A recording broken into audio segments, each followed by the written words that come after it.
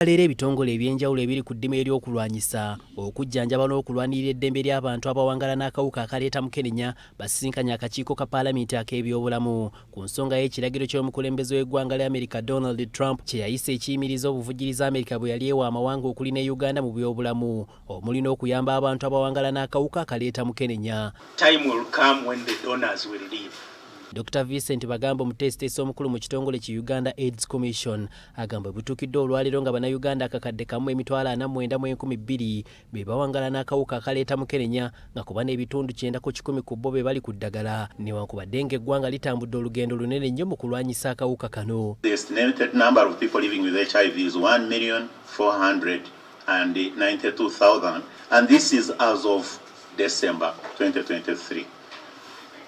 And the burden of HIV is still higher among females than males. Mu kiseera kino ku bantu 10 abalina akawuka akaleeta mukenenya mu nsi yonna bana ku bo bannayuganda nga butuukidde olwaleero ku bukadde 30 obw'abantu abawangala n'akawuka akaleeta mukenenya mu nsi yonna. Uganda erinako ebitundu 3.8 ku buli 100 kyokka akabi akaliwo nti ne bannayuganda abali mu mitwalo 2 be balina akawuka akaleeta mukenenya naye nga tebali ku bujjanjabi nga n'abamu tebamanyi. Okusinziira kwa lipoota yakolebwa ekitongole ki Uganda AIDS Commission mu mwaka gwa 2023 waliwo bannayuganda emitwalo 38 abaakazuulwamu akawuka akaleeta mukenenya kyokka nga abasinga ku bano bavubuka abali wakati w'emyaka 15 n'24 ng'omuwendo gw'abaami n'abaana abafa buli lunaku olw'obutafuna ddagala nagwo gweyongera buli lukya. 38,000 new HIV infections. A third are young people aged 15 to 24. Most especially the adolescent girls and young women. Of course, the implication of this is that we are going to have to keep them on treatment for a very long time to come.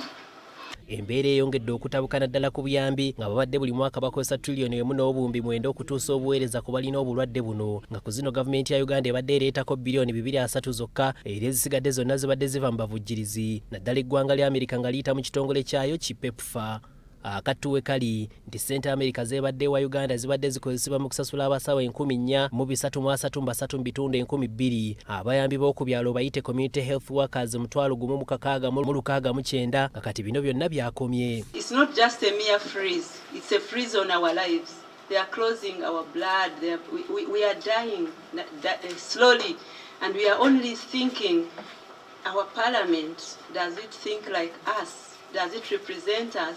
Bano bwe batyo baagala paalamenti ebeeko ne kyekola kuba bali mu kufa okw'ekimpoowoze era baagala paalamenti ebeeko n'embalirira gy'eyisa mu bwangu eyitibwa supplementary budget. Parliament of Uganda, together with Ministry of Finance, Planning and Economic Development, should redirect the budget priorities and increase funding for HIV services with an additional lump sum of 300 billion Uganda shillings.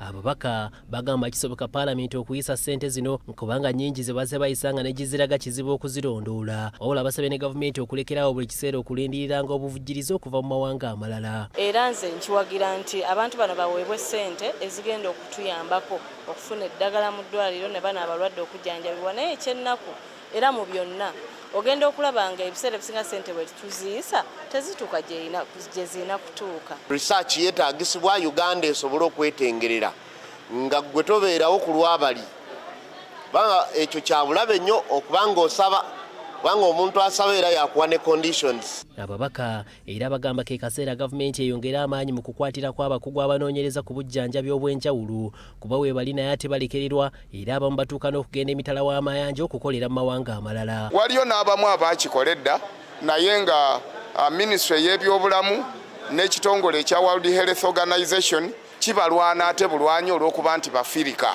So nze ndowooza bw'abanga Amerika etuggyeko obuyambi then Uganda etongoze eddagala eryaffe ery'ekinnansi eriri mu bantu nga lisobola okuwonya oba okukaka okunafuya akawuka kano.